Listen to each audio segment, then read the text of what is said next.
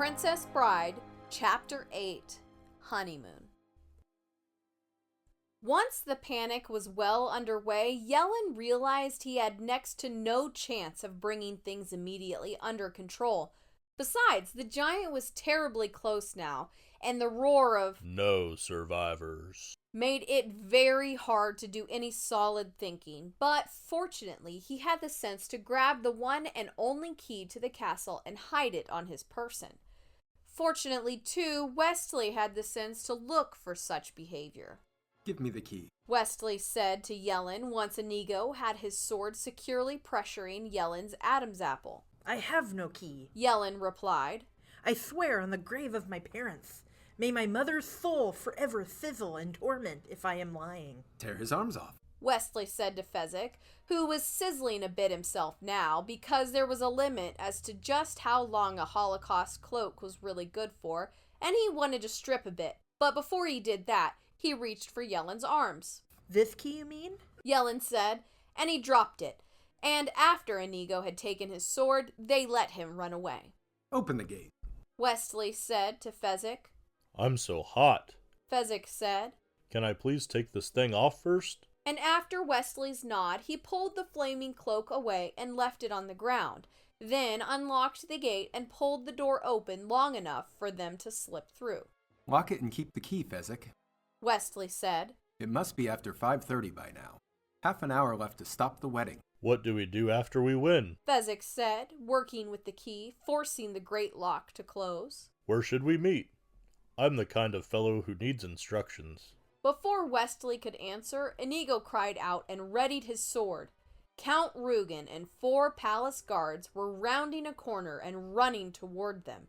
The time was 5:34.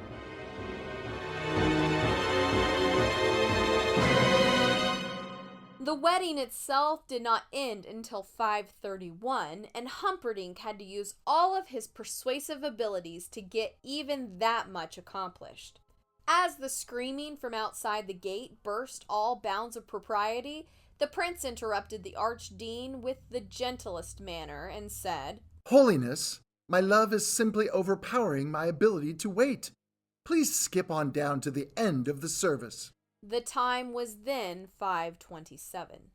"Humperdinck and Buttercup," the archdeacon said. "I am very old, and my thoughts on marriage are few, but I feel I must give them to you on this most happy day of days." The archdeacon could hear absolutely nothing, and had been so afflicted since he was 85 or so. The only actual change that had come over him in the past years was that, for some reason, his impediment had gotten worse. "Marriage," he said. "Very old." Unless you paid strict attention to his title and past accomplishments, it was very hard to take him seriously. "Marriage," the archdeacon began. "Again, Holiness, I interrupt in the name of love. Please hurry along as best you can to the end." "Marriage is a dream within a dream." Buttercup was paying little attention to the goings-on. Westley must be racing down the corridors now. He always ran so beautifully. Even back on the farm, long before she knew her heart, it was good to watch him run. Count Rugen was the only other person in the room, and the commotion at the gate had him on edge. Outside the door, he had his 4 best swordsmen, so no one could enter the tiny chapel, but still, there were a lot of people screaming where the brute squad should have been. The 4 guards were the only ones left inside the castle, for the prince needed no spectators to the events that were soon to happen. If only the idiot cleric would speed things along. It was already 5:29.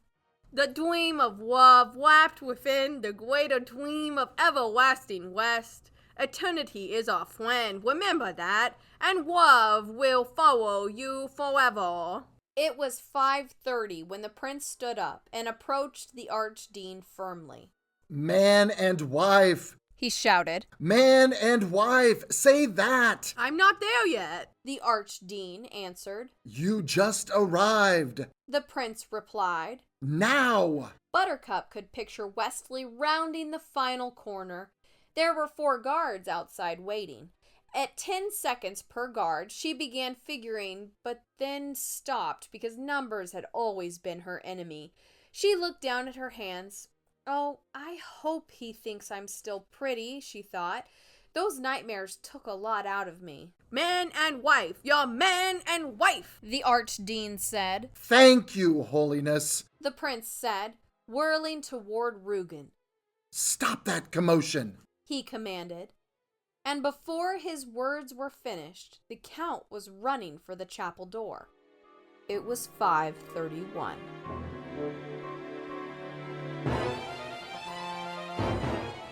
It took a full 3 minutes for the count and the guards to reach the gate, and when they did, the count could not believe it. He had seen Westley killed, and now there was Westley, and with a giant and a strangely scarred, swarthy fellow. Something about the twins' scars banked deep into his memory, but now was not the time for reminiscing. Kill them. He said to the fencers, But leave the middle-sized one until I tell you. and the 4 guards drew their swords. But too late. Too late and too slow, because Fezik moved in front of Westley, Inigo attacked, the great blade blinding, and the 4th guard was dead before the first one had had sufficient time to hit the floor. Inigo stood still a moment, panting. Then he made a half-turn in the direction of Count Rugen and executed a quick and well-formed bow.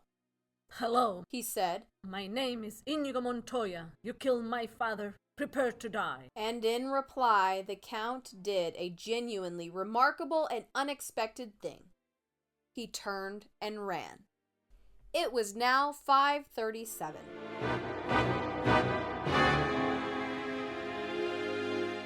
King Lotheron and Queen Bella arrived at the wedding chapel in time to see Count Rugen leading the 4 guards in a charge down the corridor. Are we too early? Queen Bella said, as they entered the wedding chapel and found Buttercup and Humperdinck and the Archdean. There is much going on. The prince said, All, in due time, will come matchlessly clear. But I fear there is a strong possibility that, at this very moment, the Guildarians are attacking. I need time alone in the garden to formulate my battle plans. So could I prevail upon you two to personally escort Buttercup to my bedchamber. His request was, naturally, granted. The prince hurried off then, and after one stop to unlock a closet and remove several pairs of boots that had once belonged to Guildarian soldiers, he hurried outside. Buttercup, for her part, walked very slowly and peacefully between the old king and queen. There was no need ever to worry, not with Westley there to stop her wedding and take her away forever. The truth of her situation did not take genuine effect until she was halfway to Humperdinck's room. There was no Westley. No sweet Westley. He had not seen fit to come for her. She gave a terrible sigh, not so much of sadness as of farewell. Once she got to Humperdinck's room, it would all be done. He had a splendid collection of swords and cutlery. She had never seriously contemplated suicide before. Oh, of course she'd thought about it. Every girl does from time to time, but never seriously. To her quiet surprise, she found it was going to be the easiest thing in the world. She reached the prince's chamber, said goodnight to the royal family, and went directly to the wall display of weaponry. The time was then 5:46.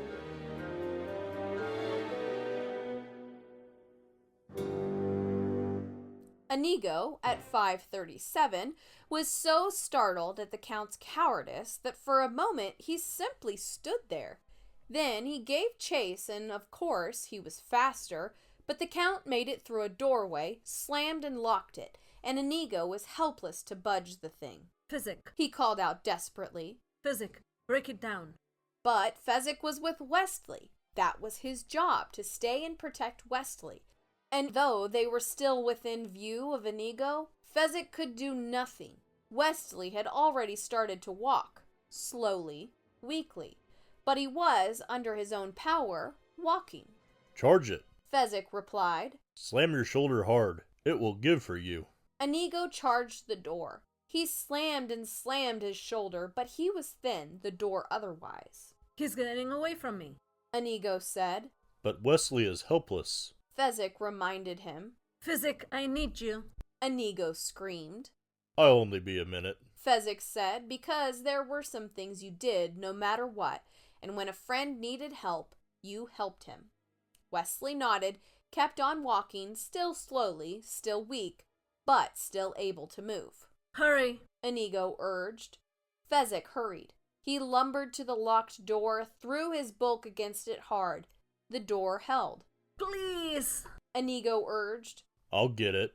I'll get it. Fezik promised, and he took a few steps back this time, then drove his shoulder against the wood. The door gave some, a little, but not enough. Fezik backed away from it now. With a roar, he charged across the corridor, and when he was close, he left the castle floor with both feet, and the door splintered. Thank you. Inigo said, already halfway through the broken door. What do I do now, though?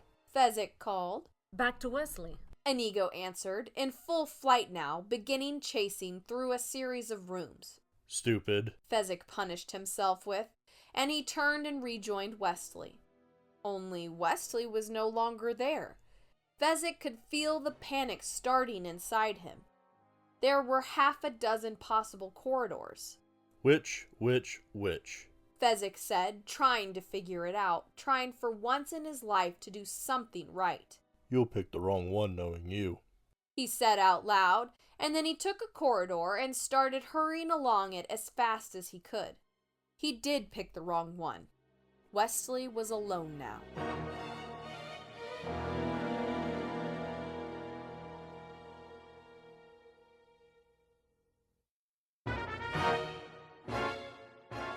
Inigo was gaining. He could see, instant to instant, flashes of the fleeing noble in the next room, and when he reached that place, the Count would have made it into the room beyond. But each time, Inigo was gaining. By 5:40, he felt confident he would, after a chase of 25 years, be alone in a room with his revenge. By 5:48, Buttercup felt quite sure she would be dead. It was still a minute before that as she stood staring at the prince's knives. The most lethal looked to be the one most used, the Florinese dagger. Pointed at one end, it entered easily, growing into a triangular shape by the hilt. For quicker bleeding, it was said. They were made in varying sizes, and the prince's looked to be one of the largest, being wrist thick where it joined the handle. She pulled it from the wall, put it to her heart. There are always too few perfect breasts in this world. Leave yours alone, she heard, and there was Westley on the bed. It was 5:48, and she knew that she would never die. Westley, for his part, assumed he had till 6:15 for his hour to be up. That was, of course, when an hour was up, only he didn't have an hour, only 40 minutes. Till 5:55, actually. 7 minutes more. But, as has been said, he had no way of knowing that.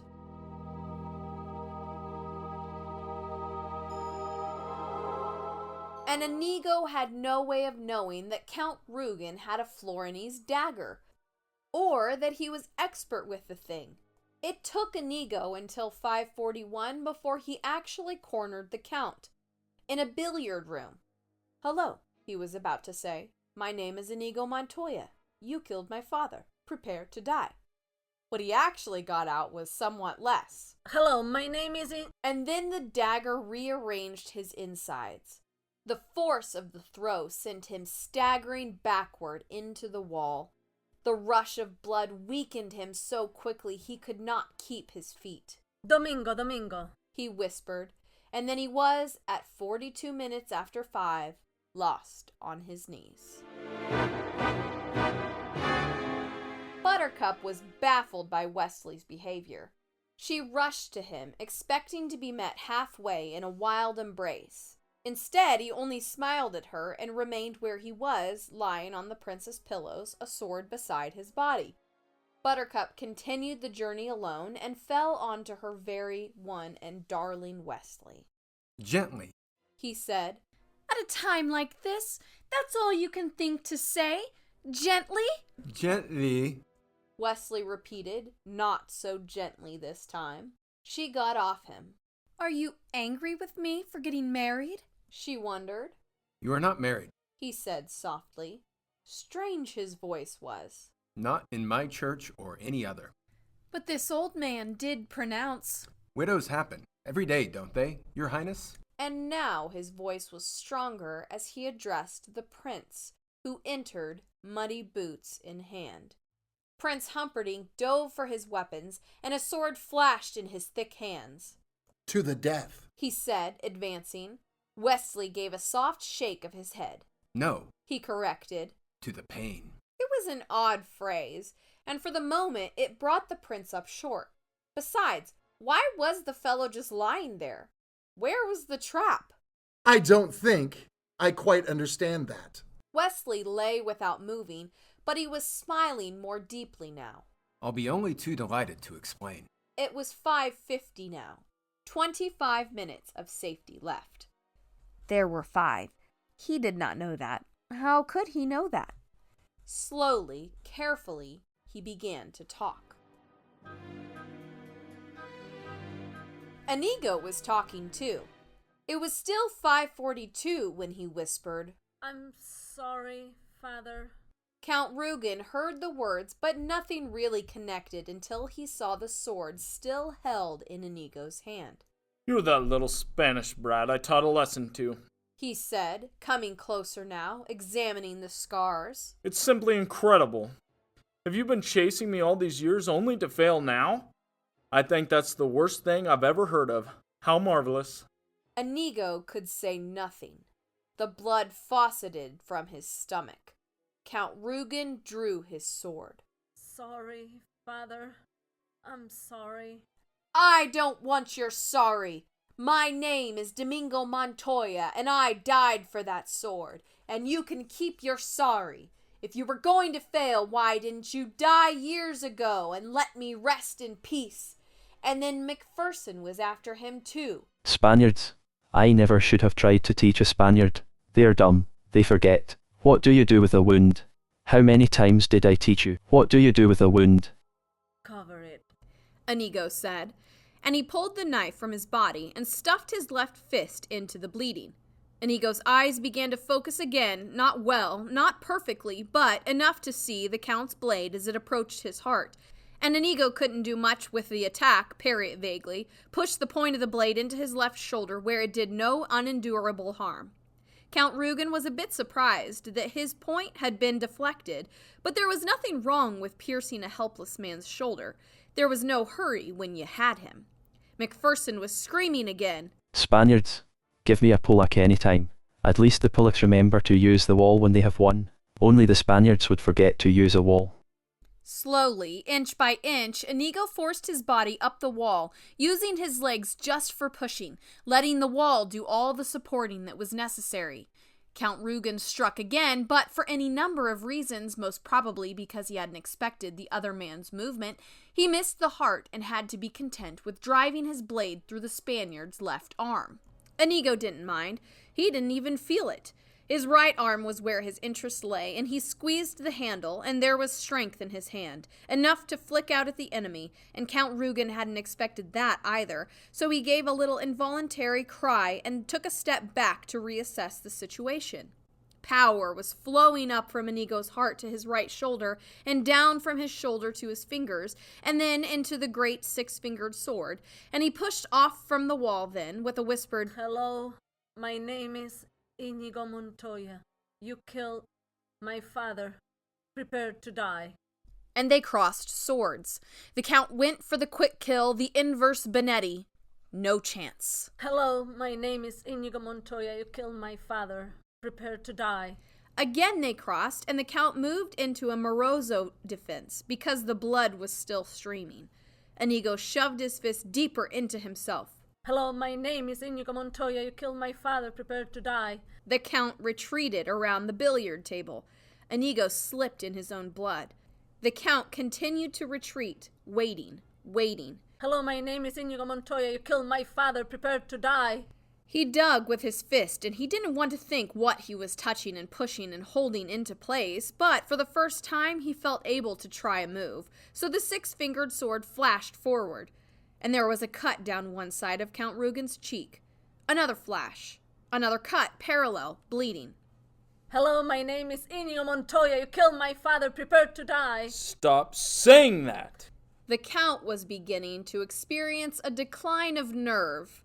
Inigo drove for the Count's left shoulder as the Count had wounded his. Then he went through the Count's left arm at the same spot the Count had penetrated his. Hello. Stronger now. Hello, my name is Inigo Montoya. You killed my father. Prepare to die. No. Offer me money. Everything. The Count said. Power to. Promise me that. All I have and more. Please. Offer me anything I ask for. Yes, say it. I want Domingo Montoya, you son of a bitch! And the six-fingered sword flashed again. The Count screamed. That was just to the left of your heart. Inigo struck again. Another scream. That was below your heart. Can you guess what I'm doing? Cutting my heart out. You took mine when I was 10. I want yours now. We are lovers of justice. You and I.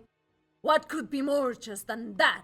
The Count screamed one final time and then fell dead of fear. Inigo looked down at him. The Count's frozen face was petrified and ashen, and the blood still poured down the parallel cuts.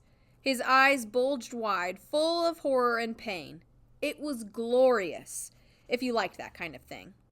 Inigo loved it. It was 5:50 when he staggered from the room, heading he knew not where or for how long, but hoping only that whoever had been guiding him lately would not desert him now.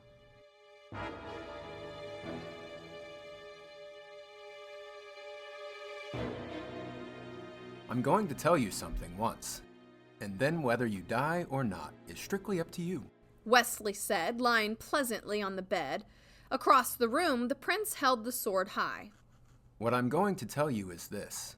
Drop your sword. And if you do, then I will leave with this baggage here. He glanced at Buttercup. And you will be tied up, but not fatally, and will soon be free to go about your business. And if you choose to fight, well then, we will not both leave alive. I expect to breathe a while. The prince said. I think you are bluffing. You have been prisoner for months, and I myself killed you less than a day ago. So I doubt that you have much might left in your arm. Possibly true. Westley agreed. And when the moment comes, remember that. I might indeed be bluffing. I could, in fact, be lying right here because I lack the strength to stand.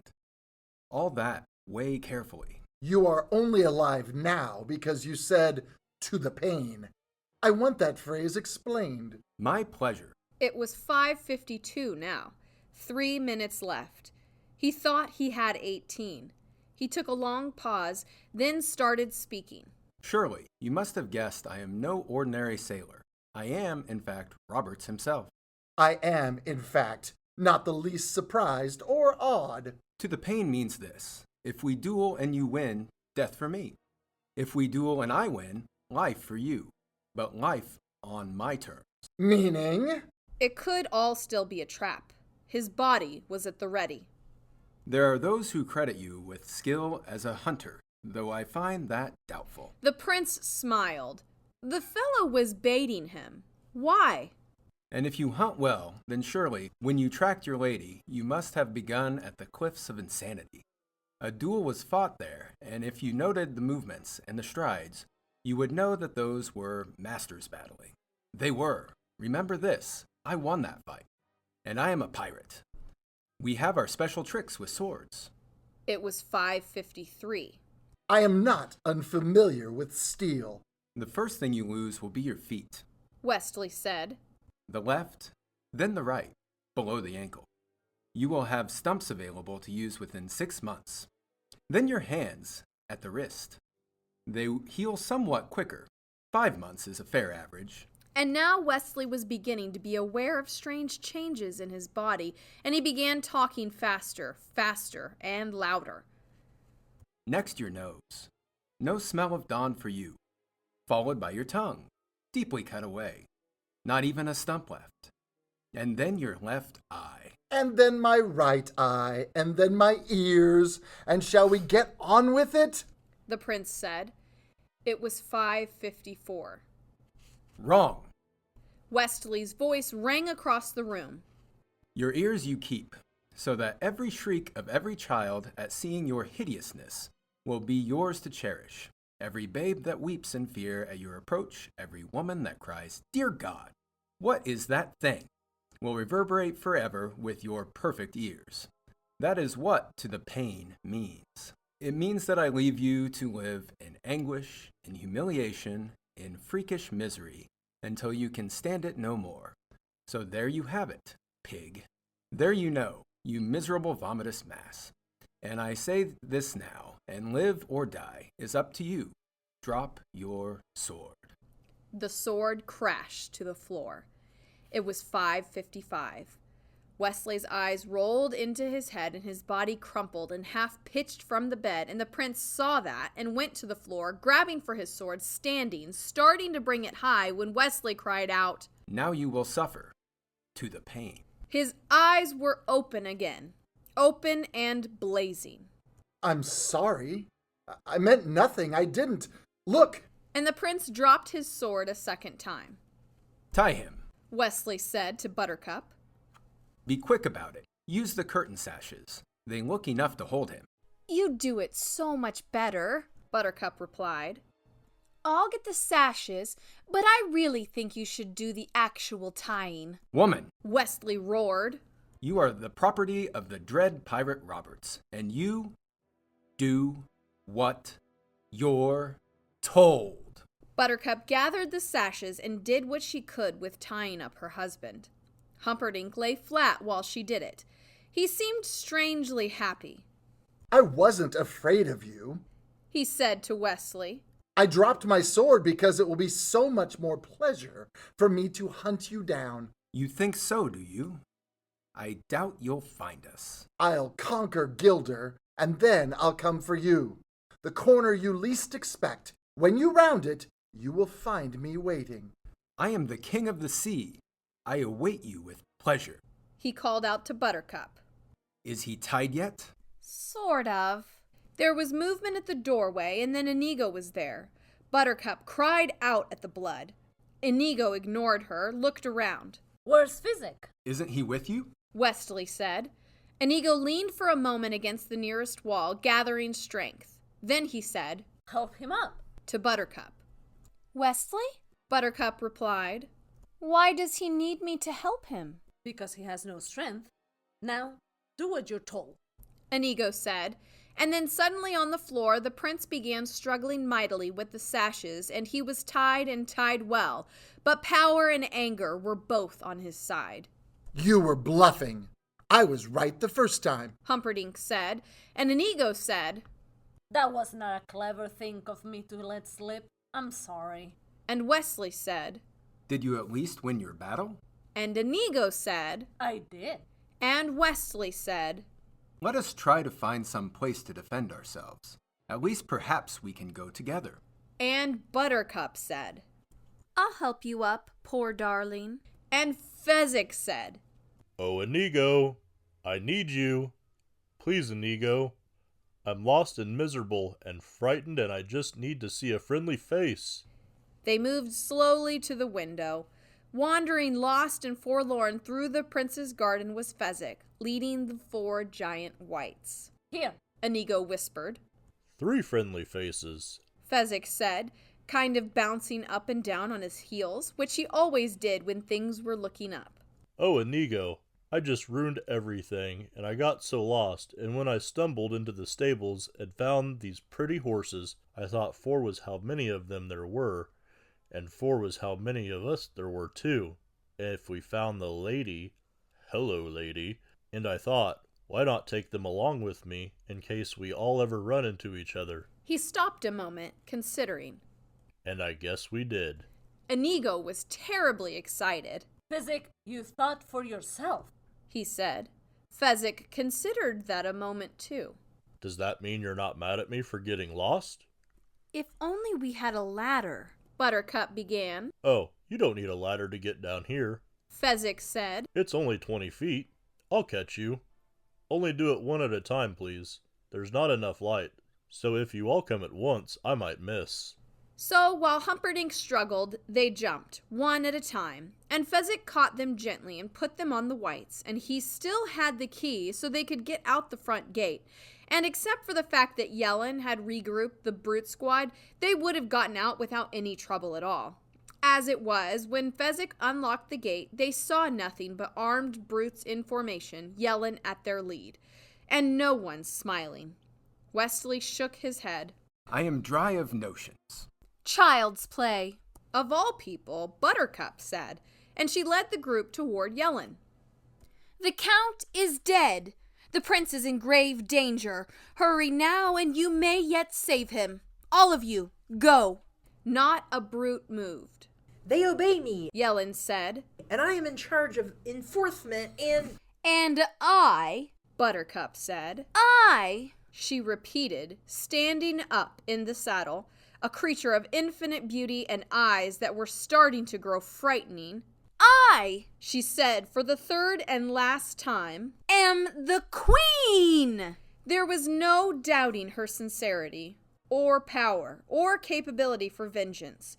She stared imperiously across the brute squad. Save Humperdinck! One brute said, and with that they all dashed into the castle. Save Humperdinck! Yellen said, the last one left, but clearly his heart wasn't in it. Actually, that was something of a fib, Buttercup said as they began to ride for freedom.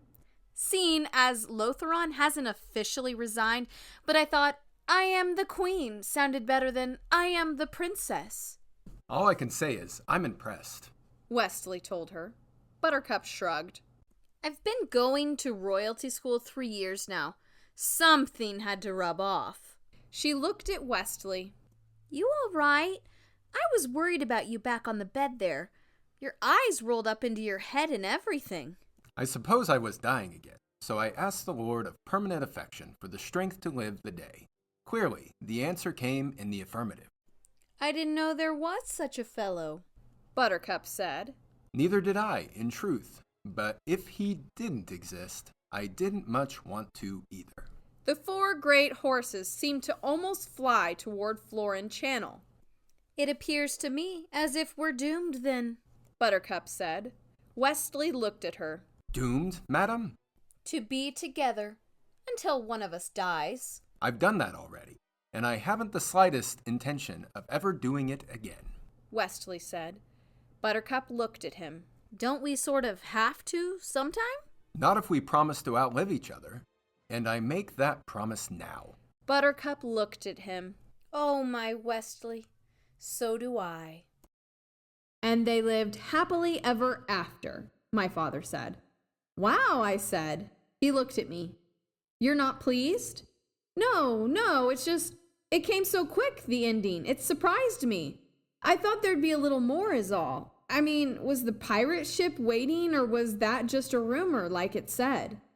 Complained to Mr. Morgenstern, and they lived happily ever after is how it ends. The truth was, my father was fibbing. I spent my whole life thinking it ended that way, up until I did this abridgment. Then I glanced at the last page. This is how Morgenstern ends it. Buttercup looked at him. Oh, my Westley, so do I. From behind them suddenly, closer than they had imagined, they could hear the roar of Humperdinck. Stop them! Cut them off!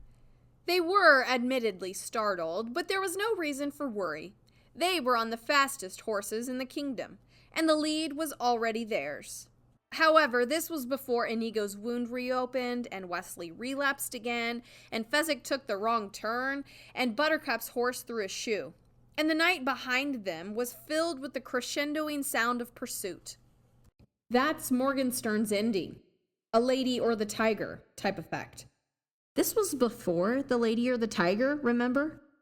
Now, he was a satirist, so he left it that way, and my father was, I guess, I realized too late, a romantic, so he ended it another way.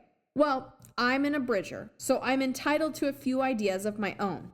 Did they make it? Was the pirate ship there? You can answer it for yourself, but for me, I say yes it was, and yes they got away, and got their strength back, and had lots of adventures, and more than their share of laughs. But that doesn't mean I think they had a happy ending either, because, in my opinion anyway, they squabbled a lot, and Buttercup lost her looks eventually, and one day Fezik lost a fight, and some hotshot kid whipped Inigo with a sword, and Westley was never able to really sleep sound because of Humperdinck maybe being on the trail. I'm not trying to make this a downer, understand? I mean, I really do think that love is the best thing in the world, except for cough drops. But I also have to say, for the umpteenth time, that life isn't fair. It's just fairer than death, that's all. New York City, February 1973.